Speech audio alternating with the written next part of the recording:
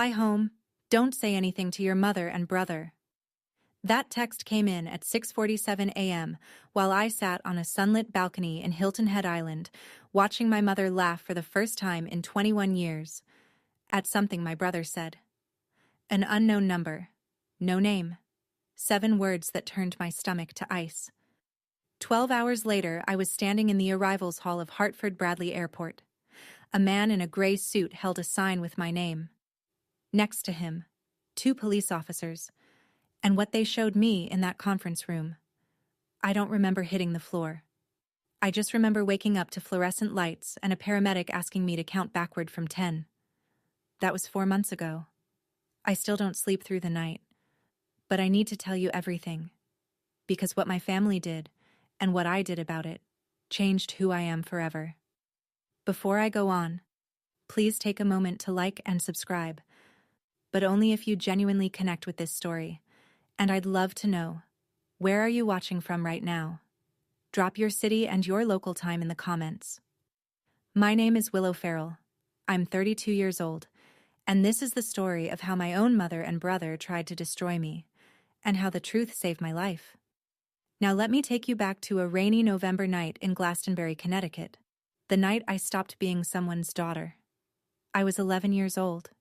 It was a Tuesday, November 14th. I remember the date because I'd brought home a permission slip for a field trip to the Wadsworth Atheneum, the art museum in Hartford.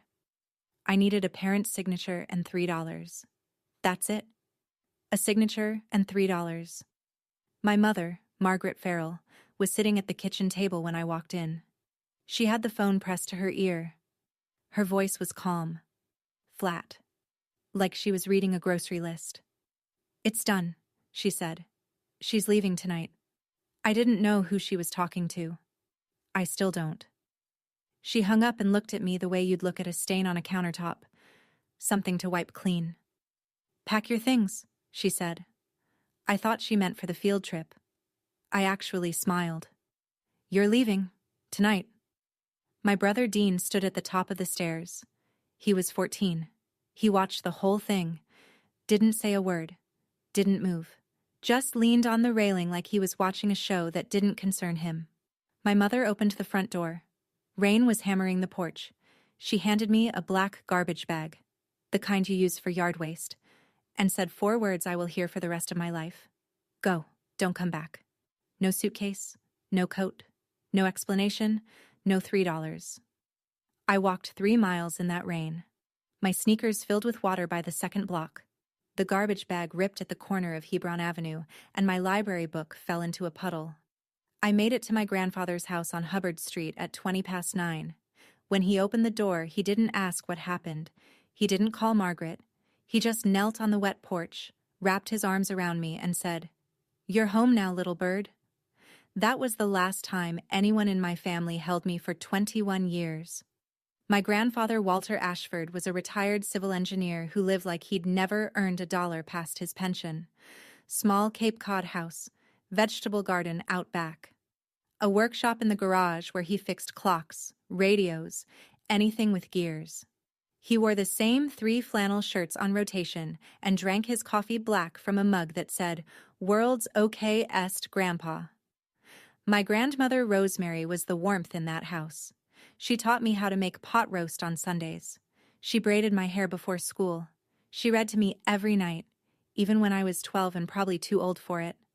I never stopped her. For 7 years, that small house on Hubbard Street was the only place I felt real. Margaret never called. Not once. Dean didn't write. No birthday card, no Christmas visit. Nothing. It was as if I'd been erased from their lives with the same ease my mother used to wipe the kitchen counter. My grandfather never forced the subject, but once, when I was 13 and crying in the garage because a girl at school asked why my mom didn't come to the parent conference, he set down his wrench and said something I didn't understand until decades later. "Someday you'll understand why I'm saving the best for you. Not now, but someday." I noticed things, small things. A man in a gray suit who visited my grandfather every few months. They'd sit in the study with the door closed. I'd hear low voices but never full sentences.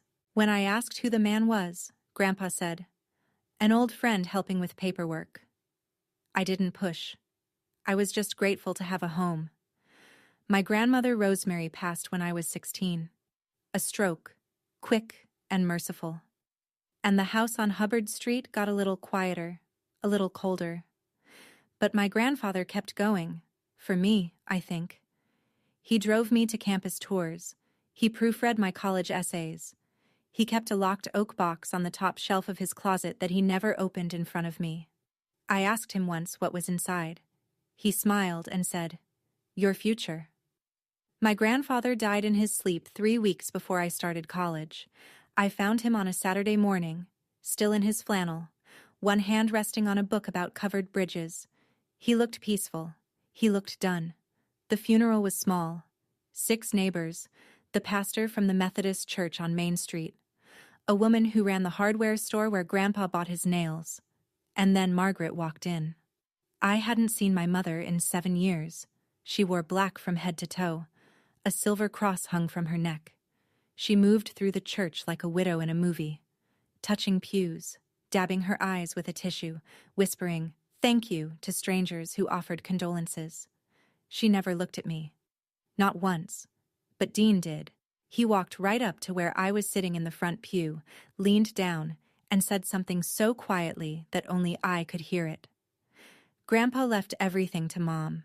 There's nothing for you." Then he smiled. A quick one. The kind that vanishes before anyone else sees it. After the service, a man approached me in the parking lot. Gray suit. I recognized him. The man who used to visit Grandpa's study. "Miss Farrell," he said. "My name is Thomas Mercer. I was your grandfather's attorney for 30 years. He held out a cream-colored envelope, sealed with wax. Old-fashioned, deliberate. "Your grandfather asked me to give you this when the time is right." He paused. "The time isn't now, but keep my card." I took the card. I took the envelope. I put both in my wallet and didn't touch them again. I rode the bus back to my dorm alone that night. No family left, no safety net. 18 years old with a sealed envelope I was too afraid to open, and a business card from a man in a gray suit who said, "The time isn't now." I didn't know that those 2 pieces of paper would save my life 14 years later. I paid for college the way a lot of people do. Scholarships, part-time jobs, and ramen noodles 5 nights a week. I studied computer science at UConn, graduated with honors, and moved to San Francisco with $600 and a carry-on suitcase. I didn't call it ambition back then. I called it not having a choice.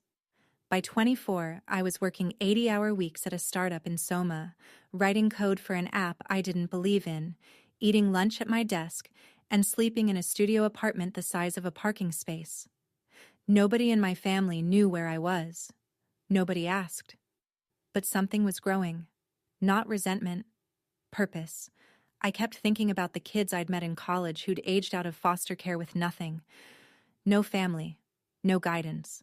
No one to call when the landlord raised the rent or the car broke down or the loneliness got so heavy it pressed on their chest like concrete. I knew that feeling. I'd lived it. At 27, I built Hearthline. It was a simple platform. Match kids aging out of the system with volunteer mentors who'd show up. Not charity. Presence. Someone to answer the phone. By 30, a venture fund believed in it enough to invest. The company was valued at $47 million. On paper, I was wealthy. In practice, I was still the girl in sneakers walking 3 miles in the rain. My only real friend was Grace Kimball, a nurse I'd met at the UConn Library freshman year. She was from Brockton, Massachusetts. Direct, stubborn. The kind of person who'd tell you your haircut was terrible before asking how your day went. Grace knew everything about my past, and she had one rule about my family. "If they ever come back," she told me once over Thai food in the Mission, "it's not because they miss you, it's because they need something." I believed her. Mostly. But there's a difference between believing something in your head and believing it in the part of you that still keeps a garbage bag in the back of your closet, just in case. One night, years later, I found a line buried in my UConn financial aid records. Part of my scholarship had been funded by an anonymous educational trust. No name, no trail, just a deposit every semester like clockwork. I couldn't trace it. But I had a feeling I already knew. The call came on a Wednesday, 9:14 p.m. Pacific Time. I was on my couch in San Francisco, half watching a documentary about bridge engineering, a habit I'd inherited from Grandpa, when my phone lit up with a Connecticut area code. I almost didn't answer. I wish I hadn't. Willow? The voice was older, shakier, but unmistakable. It's your mother. Silence. Mine, not hers. I know I don't deserve this call. She told me she'd been diagnosed with early-stage cancer. She said she'd been going to church every week. She said she'd changed. She said the word sorry 4 times in 2 minutes, and each time it sounded more rehearsed than the last. Then she said the thing that cracked me open. I want us to be together. All of us. Before it's too late. A vacation. Hilton Head Island. As a family. She paused. Dean wants to apologize too. I said no. She cried. I hung up and called Grace. Cancer card? Grace said. Classic manipulation. Don't go. I didn't sleep for 3 nights. I stared at the ceiling and argued with myself the way only someone who's been abandoned can argue. Half logic, half that desperate little voice that still whispers, maybe this time will be different. On the 3rd night, I picked up the framed photo on my nightstand. Me and Grandpa, sitting on his porch, the summer I was 15. He was smiling like he knew something I didn't. He'd want me to try. I was sure of it. I called Margaret back. I'll come. 3 days. Not 5. I'm booking my own flight and my own room. She agreed to everything instantly. No pushback? No negotiation. That should have been my first warning. 20 minutes later, a text from an unknown number. Be careful. 2 words. No name. I thought it was spam. I deleted it. That was my second warning. And I missed it completely. Hilton Head in late September is the kind of beautiful that feels borrowed, like it can't possibly last. Spanish moss, salt air, sunset light that makes everything look like a painting someone forgot to sign. I flew into Savannah and drove the 45 minutes to the resort, a beachfront property, valet parking, the kind of place that puts orchids in the lobby and charges $12 for orange juice. Dean had booked it. I didn't ask with whose money. Margaret was waiting in the lobby. She looked smaller than I remembered. Thinner. Her hair had gone silver at the temples, and she wore a pale blue cardigan that made her look like a Sunday school teacher. When she saw me, she opened her arms and started crying before I even reached her. You're so beautiful, she said into my shoulder. You look just like your grandmother. Dean stood behind her, taller now, broader, a pressed linen shirt, leather watch, salon-quality smile. He extended his hand like we were meeting at a business conference. Hey sis, long time. He introduced his girlfriend, Amber Jennings. 28. Blonde hair, straight teeth, quick laugh. She shook my hand with both of hers and said, I've heard so much about you. In a voice that sounded like customer service. Dinner that first night was almost normal. Almost. Margaret talked about her church group. Dean talked about his real estate career. Amber laughed at all of Dean's jokes. Nobody mentioned the 21 years, but I noticed things. Dean asked twice what I did for a living. Then he asked if I rented or owned. Then, are you comfortable? Financially, I mean. Families should take care of each other. I gave vague answers, smiled, ate my fish, and when I got back to my room, I checked my phone. A new text from that same unknown number. Did your brother ask about money yet? This time, I didn't delete it. I took a screenshot. The next morning, Margaret suggested family photos on the beach. Something to remember this by, she said. I agreed. What harm could photos do? Plenty, it turns out, when your mother uses them as a stage. She flagged down a resort employee to take the pictures, and while the young woman adjusted the angle, Margaret leaned in and said, loud enough for everyone nearby to hear, My daughter came back to me after years of running away. She's always been the stubborn one. Running away. As if I'd left by choice. As if I hadn't been pushed out a door at 11 with a trash bag in the rain. I didn't correct her. I stood there in the sand with my arm around a woman who'd rewritten my childhood for an audience of strangers, and I smiled for the camera. Dropped half an octave. Look, I'll be dropped half an octave. Look, I'll be honest. I've hit some rough patches, a few debts, nothing major. He shrugged like a man describing a parking ticket. Have you ever thought about investing together, as siblings?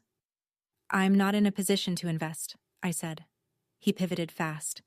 You know Grandpa left everything to Mom, right? His house, his savings. Not a lot, honestly. He was watching my face, testing. I didn't know the details, I said. Which was true. That night, I was brushing my teeth when I heard voices in the hallway outside my door. Margaret and Dean. Low, tense. She doesn't know, Margaret said. Keep going. She's suspicious, Dean replied. Then be better at it. I pressed my back against the bathroom wall. My toothbrush was still in my mouth. My hands were shaking. I waited until the hallway went quiet. Then I picked up my phone and texted the unknown number. Who are you? 3 minutes passed. Then, someone your grandfather trusted.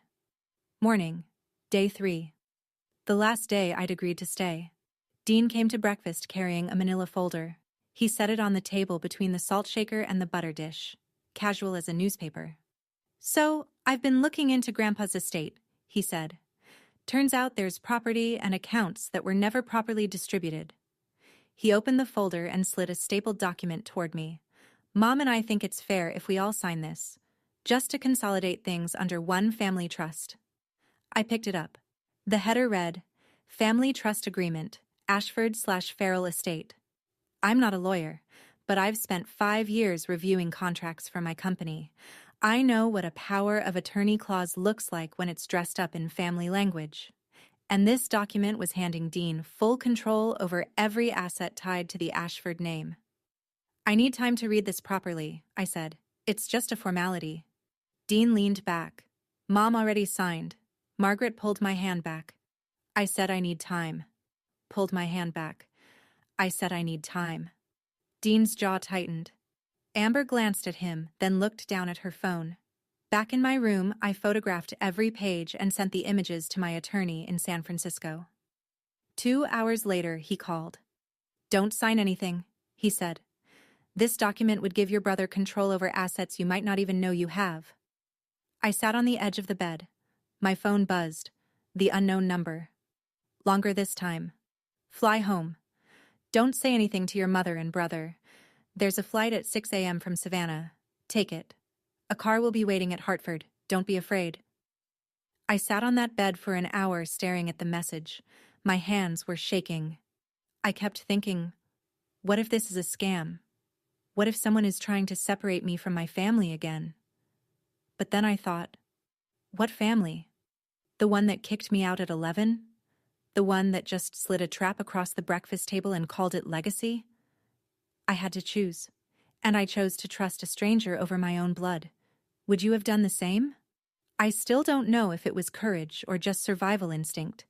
Let me know in the comments, because even now, 4 months later, I go back and forth. I set my alarm for 4:30 a.m. and didn't sleep at all. 4:30 a.m. Still dark. The resort hallway smelled like chlorine and hibiscus. I grabbed my carry-on. I never unpack fully in places I might need to leave, and took the service stairs to the ground floor. No checkout. No note. I ordered an Uber from the parking lot and watched the resort shrink in the rearview mirror as we pulled onto Highway 278. The driver was a retired schoolteacher named Donna. She asked if I was heading home. I said yes. That was the truest thing I'd said in 3 days. At Savannah Hilton Head International, I checked in for the 6 a.m. flight to Hartford. The gate was half empty.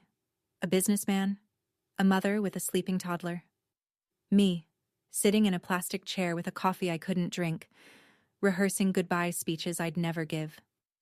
I texted Grace from the boarding line. Something is very wrong. I'm leaving. I'll call you when I land. Grace, bless her. Thank God. The plane lifted off at 6:05. I watched the coastline tilt and fall away. The island, the resort, the family I'd let myself believe in for 72 stupid, hopeful hours. My phone buzzed at 7:30. Dean. Where are you? Mom is worried sick. Then Margaret. Willow, please don't do this to me again. Then Dean, 1 minute later. We need to talk about the trust. It's important. 3 messages in 10 minutes. Concern, guilt, then pressure. A perfect escalation. I'd watched Margaret do this my whole childhood. The soft open, the wounded middle, the sharp close. Dean had learned well. I turned off my phone and leaned my forehead against the window. And that's when I felt it in my jacket pocket. A business card, soft with age, its edges worn to felt. Thomas Mercer, attorney at law. I'd carried it in my wallet for 14 years, transferred it to jacket after jacket, never knowing why I couldn't throw it away. Now I knew. Hartford Bradley Airport, Gate B4. I walked through the jetway with my carry-on over one shoulder and the feeling that I was about to step into someone else's story. I was right. A man stood in the arrivals area holding a small sign, W. Farrell. Gray suit, silver hair, 70-ish.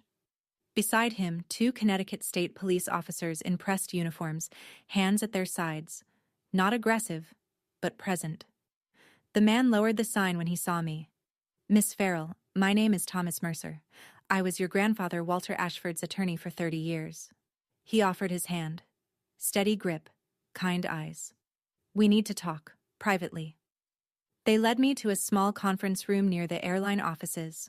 Beige walls, a round table, 4 chairs. Thomas sat across from me and placed 3 items on the table with the precision of a man who'd rehearsed this moment. A bound document, a sealed envelope, cream-colored, wax seal, handwriting I recognized as my grandmother Rosemary's, and a thick folder, tabbed and labeled. Your grandfather drafted this will in 2012, Thomas said. It names you, Willow Farrell, as the sole beneficiary of his entire estate. I stared at him. That includes the house on Hubbard Street, savings accounts, investment holdings accumulated over 40 years. He paused. The estimated value is $2.8 million. The room tilted. I gripped the table. He instructed me to execute the will when 2 conditions were met. First, you turned 32. Second, your family made contact with you. Why those conditions? Because he knew they'd only come back if they found out about the money. Thomas opened the thick folder. But that's not why the police are here. He spread a series of printed screenshots across the table, text messages, between Dean and a contact saved as V. The first one read, "She's here. Room 412. If she doesn't sign by Thursday, go to Plan B." The reply, "Plan B costs double." Dean's response, "Whatever it takes." Thomas introduced the woman sitting quietly at the end of the table. I hadn't noticed her when I walked in, which I'd later learn was the whole point. "This is Rachel Dunn," Thomas said. "Private investigator. I hired her 6 weeks ago, the day your mother called you." Rachel was compact, 40s, short brown hair, no jewelry, a face that gave nothing away. She opened a laptop and turned it toward me. "Your brother owes $340,000, she said. "Mostly online gambling. His creditors are not patient people." She clicked through a timeline. Dean had discovered the will 6 months earlier by breaking into the vacant house on Hubbard Street and finding a draft copy in Grandpa's desk. "He told your mother." Together, they devised the vacation plan. Rachel's voice was clinical, precise. Step 1. Reconnect. Step 2. Get you to sign the family trust document, transferring control to Dean. Step 3. She pulled up a new set of messages. Dean to V, a man named Victor, with a criminal record for aggravated assault and extortion. If she doesn't sign, we go to Plan B. What's Plan B? Make it look like an accident. She doesn't know anyone here. Balcony. Pool. Whatever's clean. I read it 3 times. The words didn't change. Your brother was arranging your murder, Rachel said. Then she showed me the message I couldn't look away from. Dean, to Margaret. Time-stamped 2 days before the trip. She's not signing. We may need the backup plan. Margaret's reply. Do what you have to do. Just keep me out of it. My own mother. 8 words. No hesitation. I stood up. I said, "Excuse me." I walked to the restroom at the end of the hall. I locked the door. And I cried in a way I hadn't cried since I was 11, standing in the rain with a garbage bag. My whole body convulsed. The fluorescent light buzzed above me like a hive. When I came back to the table, my eyes were swollen and my voice was raw, but I was done falling apart. What do we do now? I said. Thomas began explaining the next steps. Legal filings, coordination with law enforcement, protective measures. He was halfway through a sentence about a restraining order when the room narrowed to a pinpoint and the floor rushed up to meet me. I woke on my back. A paramedic was kneeling beside me, pressing 2 fingers to my wrist. You're okay, he said. Your blood pressure dropped. Can you count backward from 10? I counted. I stared at the ceiling tiles. I thought about Grandpa opening the door in the rain, kneeling on the wet porch, not asking questions. He knew this would happen. Maybe not the details. Not Victor, not the balcony, not the pool. But he knew the shape of it. He knew what Margaret and Dean were capable of, and he spent his last years building a wall between them and me. Thomas sat in the chair beside me, patient as a clock. He handed me a paper cup of water. Take your time, he said. But don't take too long. Your brother doesn't know you've left yet. I sat up, drank the water, steadied my voice. I don't want revenge, I said. I want the truth on the table. All of it. Thomas nodded like he'd been waiting for exactly those words. Then he reached into his briefcase and set down the sealed envelope. Cream-colored, wax seal, my grandmother's handwriting. The same one he'd given me at Grandpa's funeral 14 years ago. You never opened it, he said. I hadn't.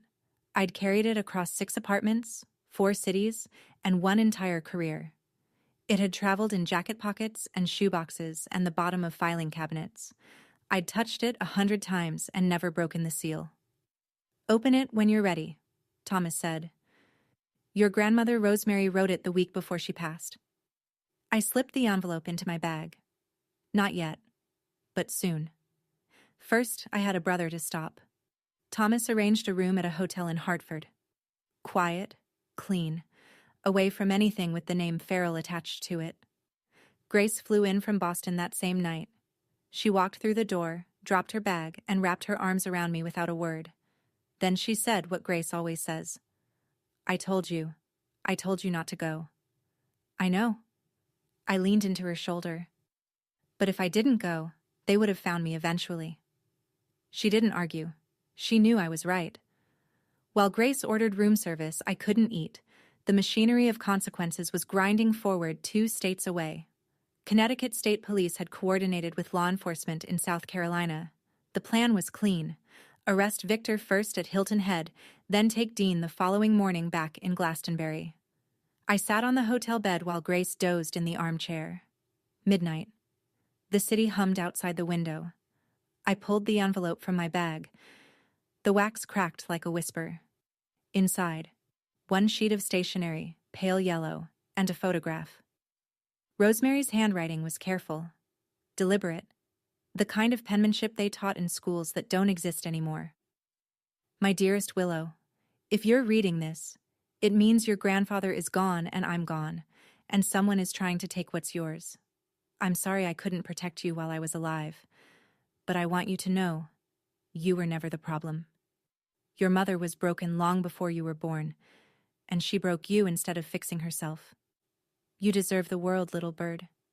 Build your own nest. Grandma R.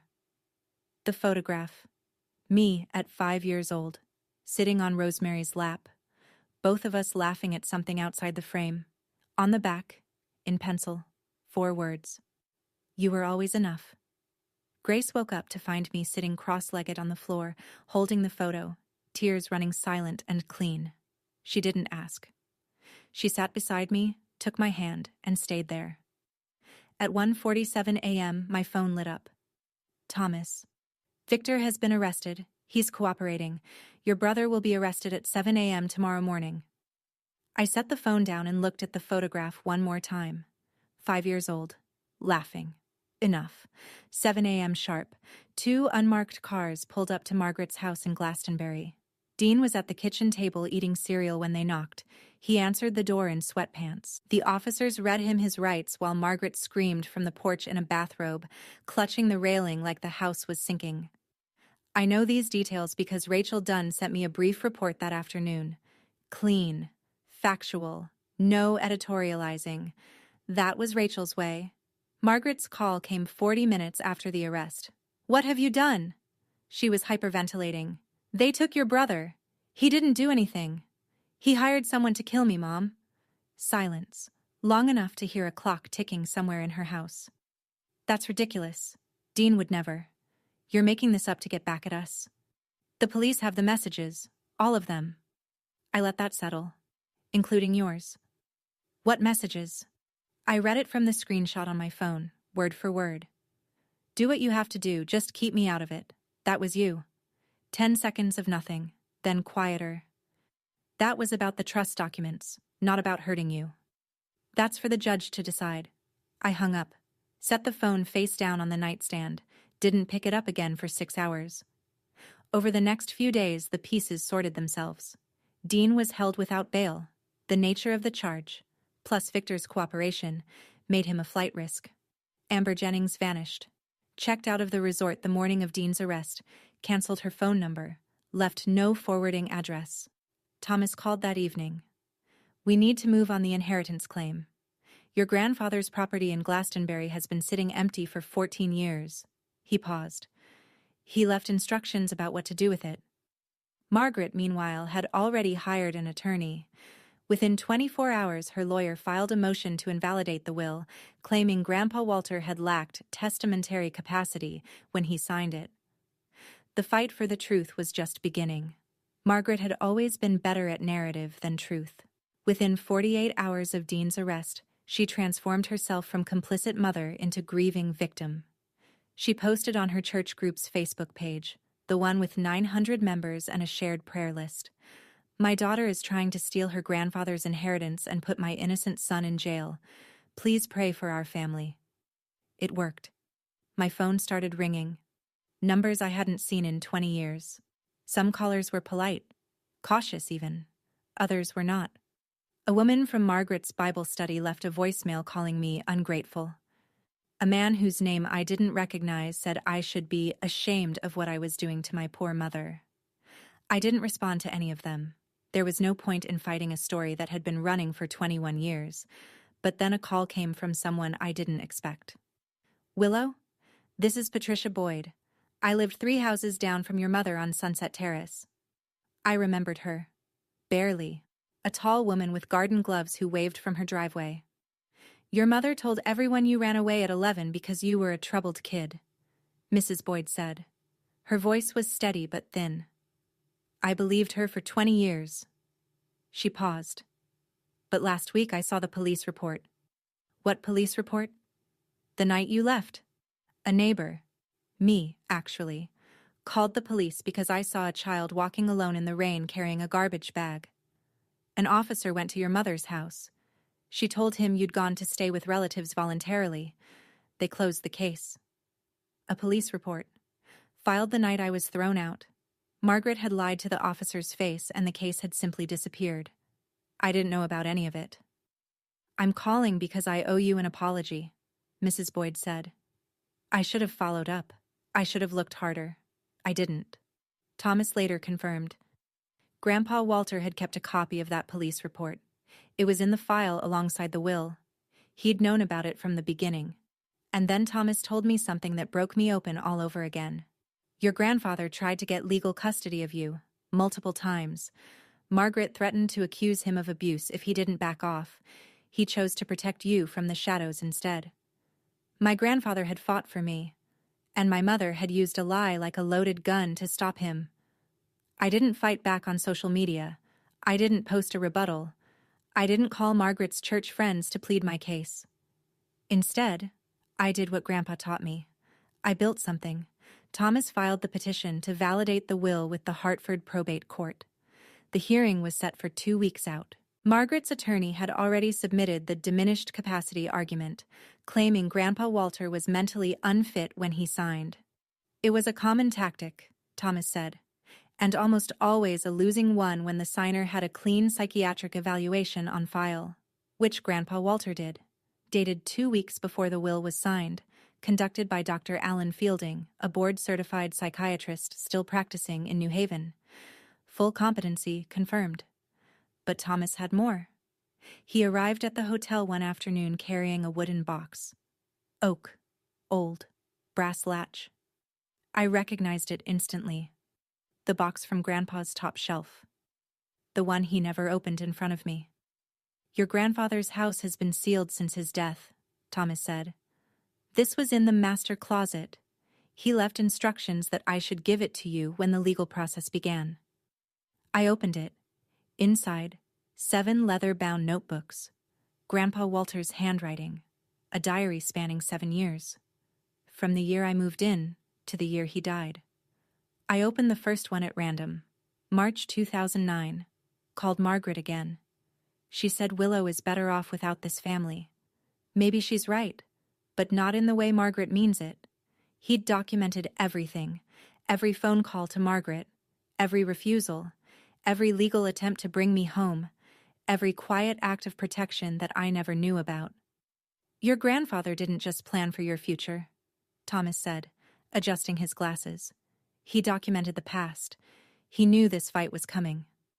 I called Mrs. Boyd that evening. Would you be willing to testify? I asked. About what you saw that night? About Margaret telling the police I'd gone to stay with relatives? Yes, she said, without hesitation.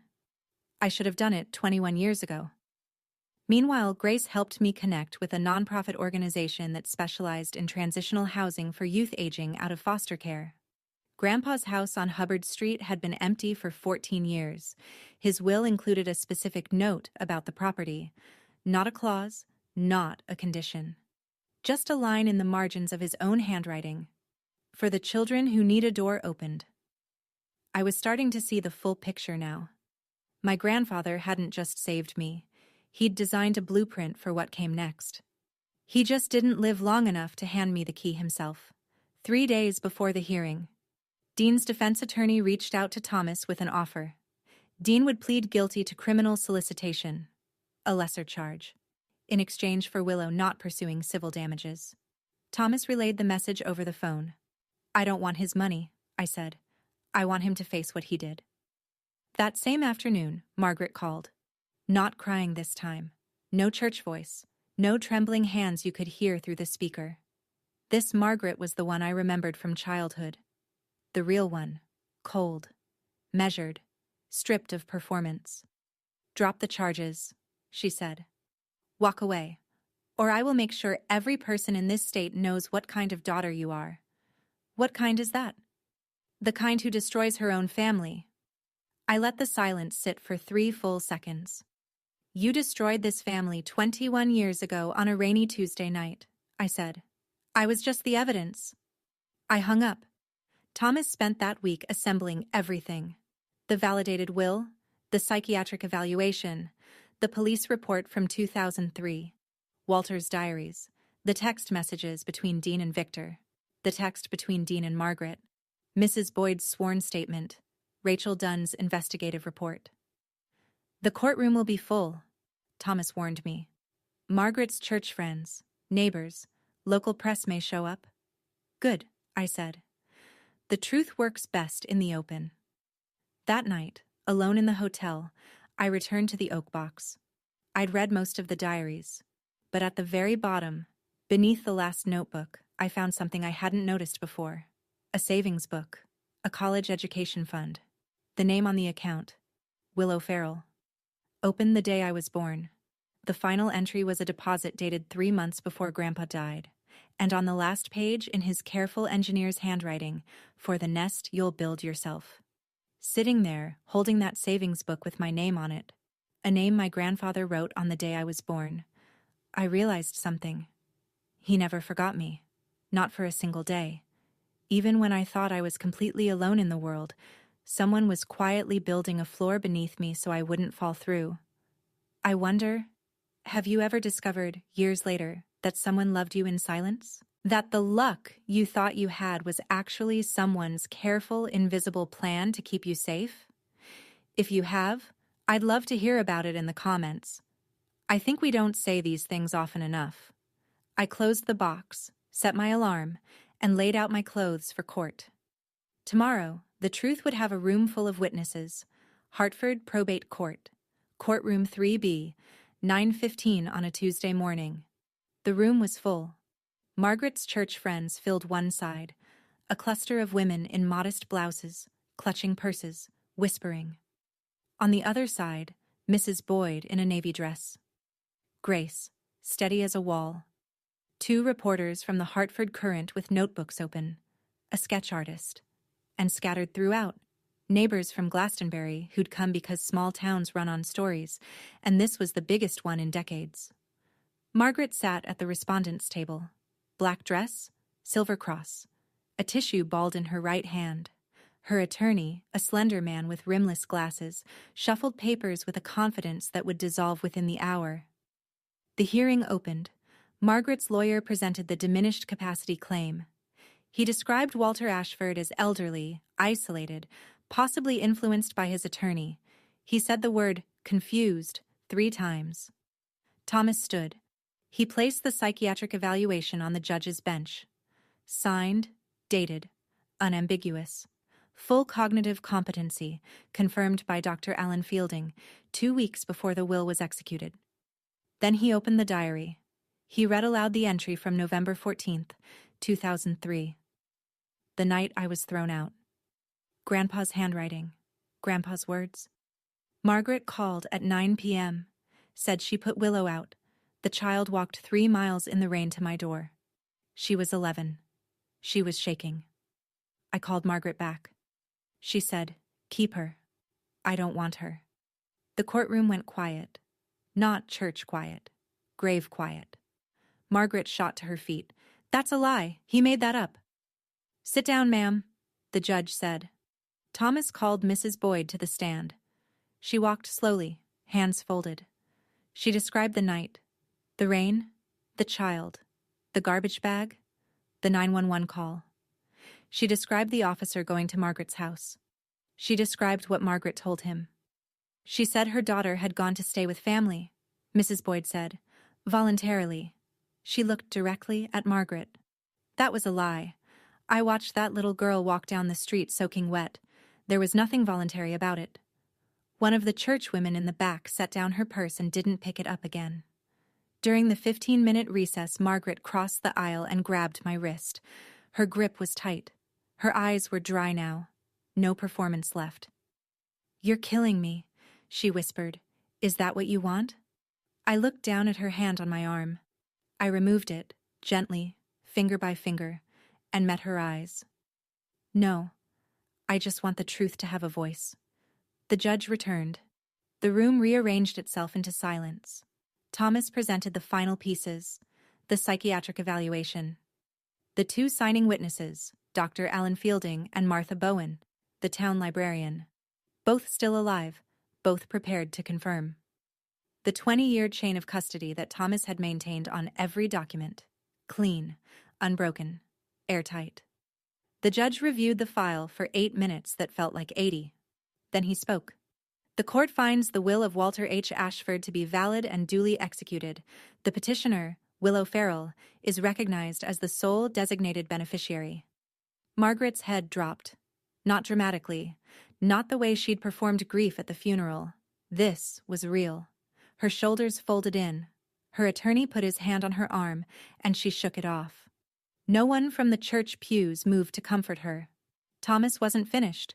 He informed the court that evidence pertaining to a related criminal matter, the conspiracy involving Dean Farrell, was being entered into the public record and forwarded to the criminal division.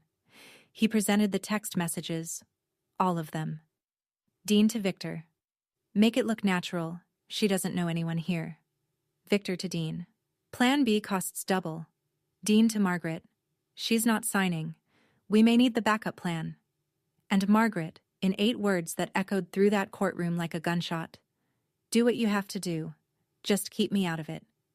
The church women stared at Margaret as if she'd removed a mask they didn't know she was wearing.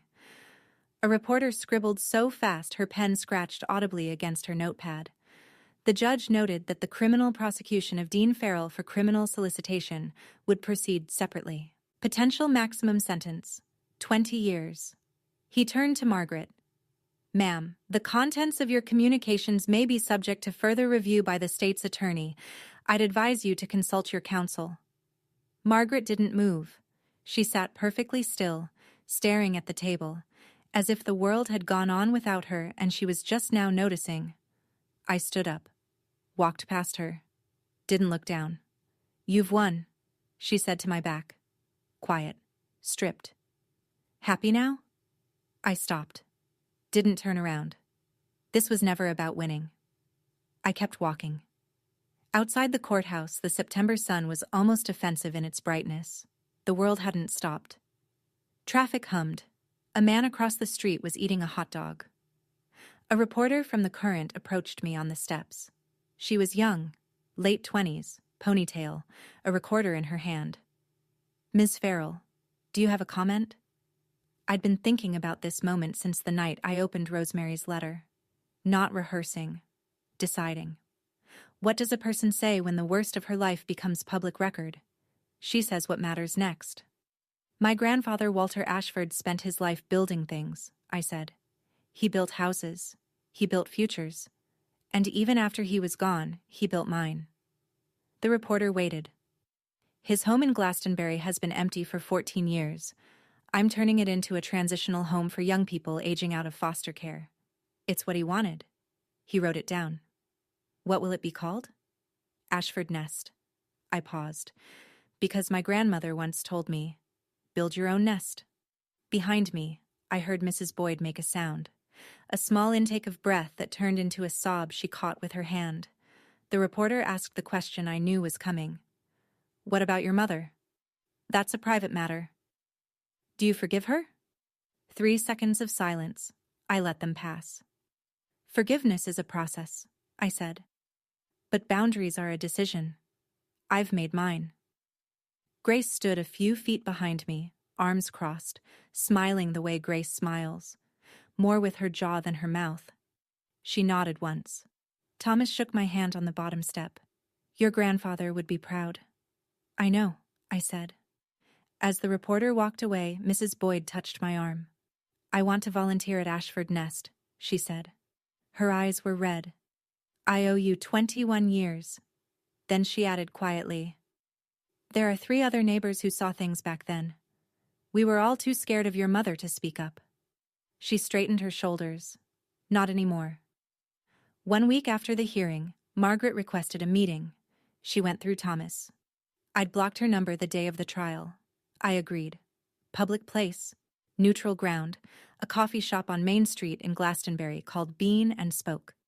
Grace came along and sat one table over, pretending to read a magazine she was holding upside down. Margaret arrived without makeup. No cross necklace, no costume.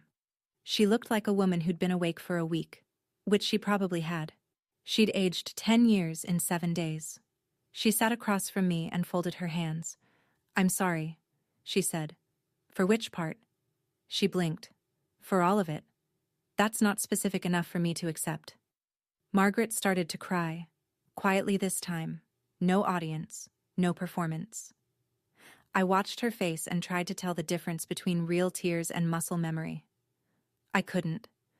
And for the first time in my life, I realized it didn't matter. I'm not going to press charges against you separately, I said. That's not mercy. It's just not worth my energy. But here's what's going to happen.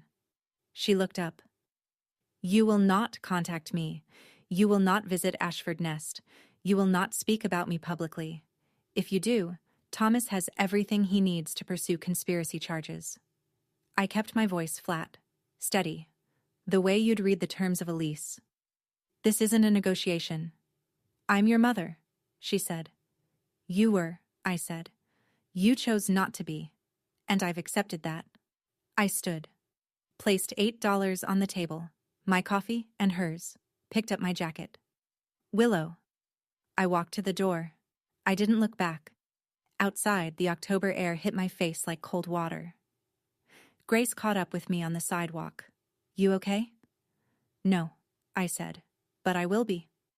We walked to the car in silence. Behind us, through the window of Bean and Spoke, Margaret Farrell sat alone at a table for two, both coffees untouched, staring at nothing. The criminal trial came 3 months later. Dean's attorney advised him to take the plea. The evidence was a mountain, and Victor, the man Dean had hired, was cooperating fully in exchange for a reduced sentence. There was no angle left to play. Dean pleaded guilty to criminal solicitation. The judge sentenced him to 8 years. Eligible for parole after 5. Victor received 12. I was in the courtroom when Dean stood for sentencing.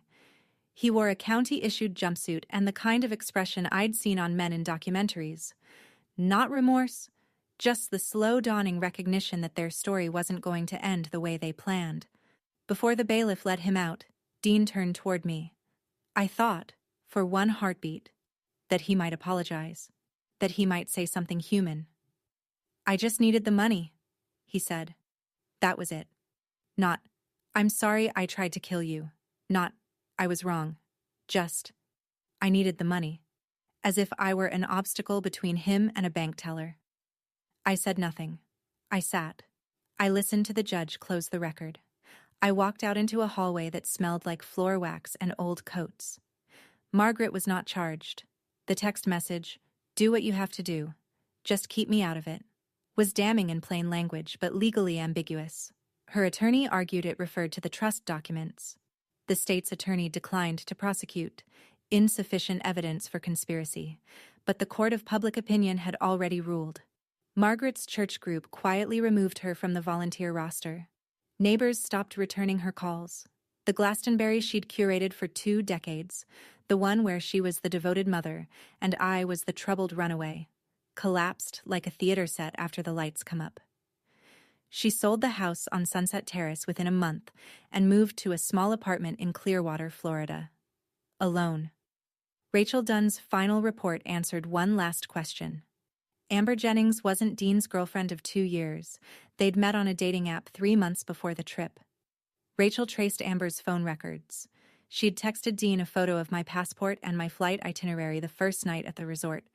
That's how Dean knew my room number. That's how Victor would have found me. Amber was never charged. She simply ceased to exist in the story.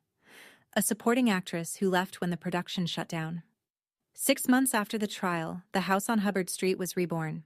It took a crew of 14 volunteers, a contractor who gave us a discount after reading the Current article, and more coats of paint than I can count.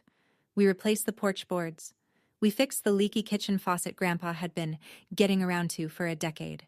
We sanded the hardwood floors and patched the drywall and hung new curtains in every room. I kept Grandpa's desk in the living room. On it, I placed the framed photograph of Rosemary and me, the oak box with his diaries inside, and a fresh mug of black coffee every morning, even though no one drank from it. Mrs. Boyd ran the daily operations. 4 other neighbors joined the volunteer board. People who'd spent 20 years believing Margaret's version of events, and now showed up with casseroles, cleaning supplies, and the quiet guilt of having looked the other way. Grace signed on as the health advisor. She drove down from Boston every other weekend and reorganized the medicine cabinet 3 times. My company, Hearthline, partnered as the tech arm, connecting each resident with a vetted mentor through our matching platform. We opened with 3 teenagers.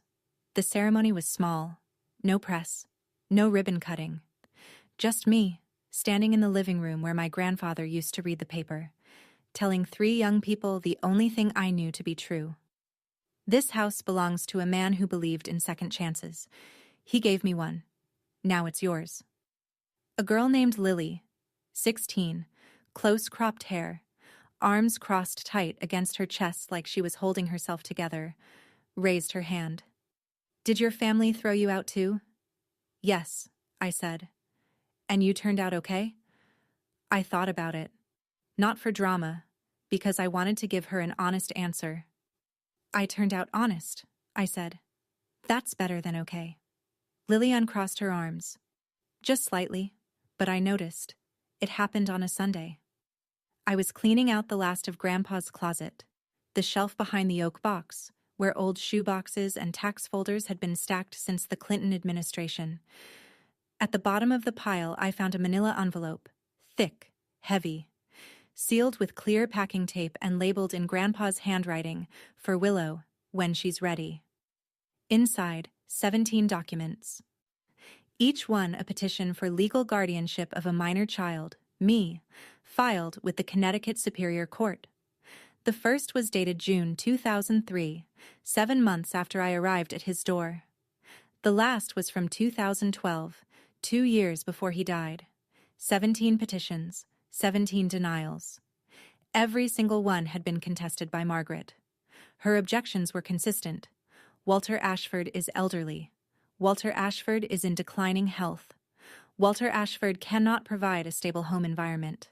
The same lies, copy-pasted year after year, stamped and filed by a woman who hadn't set foot in her father's house since she threw her daughter out of her own. I sat on the closet floor with the petitions fanned out around me like a collapsed deck of cards. 17 times he'd walked into a courtroom for me.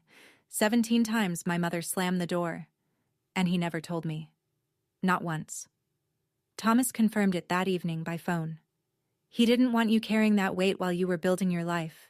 He said, and these were his words, "Let her think she's free. She'll fight harder." But there was one more thing.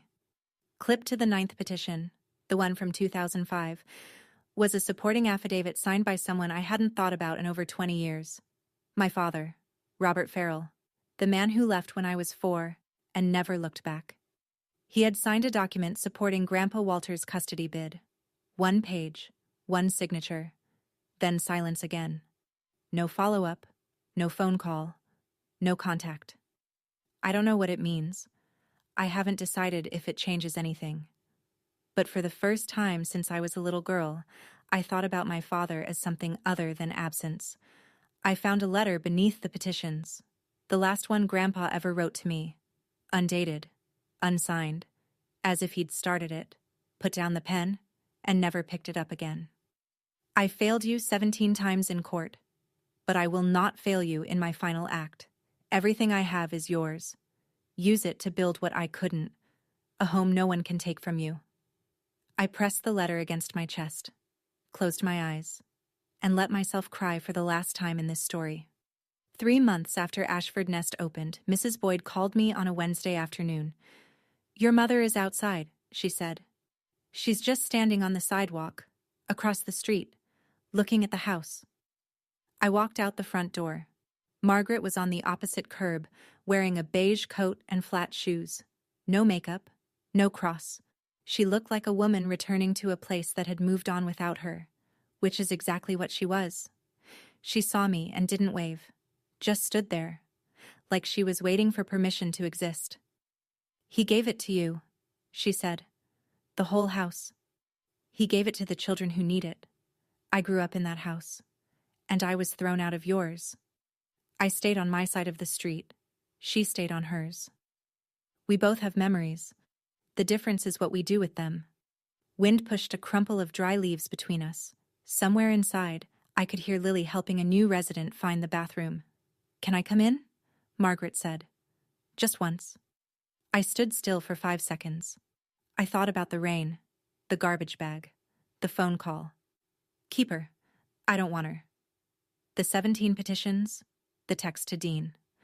I thought about all the rooms in my life that Margaret had either locked me out of or tried to break into. "No," I said. "This is their safe space, not yours." She nodded. Not dramatically, not with tears. Just a small, tired movement of her head, the kind you make when the doctor gives you the result you already expected. She turned and walked down Hubbard Street. Slowly, hands in her pockets. She didn't look back. I watched until she turned the corner and disappeared. Lily appeared behind me in the doorway. "Who was that?" I looked at the empty sidewalk where my mother had been. "Someone who lost something she can't get back." I stepped inside and closed the door. 1 year later, and the house on Hubbard Street is never quiet. There's always someone microwaving leftovers at odd hours, someone playing music too loud in the upstairs bedroom, someone sitting at the kitchen table with a textbook open and a look on their face that says I might actually pull this off. It's not tidy. It's not cinematic. It's the kind of beautiful that comes with scuff marks on the baseboards and a chore wheel that nobody follows perfectly. 14 teens have passed through Ashford Nest.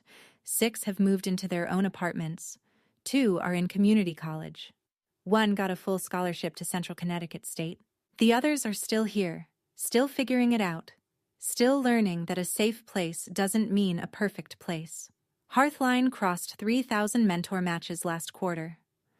I split my time between San Francisco and Glastonbury. 2 coasts, 2 lives, 1 purpose. I started therapy in the spring.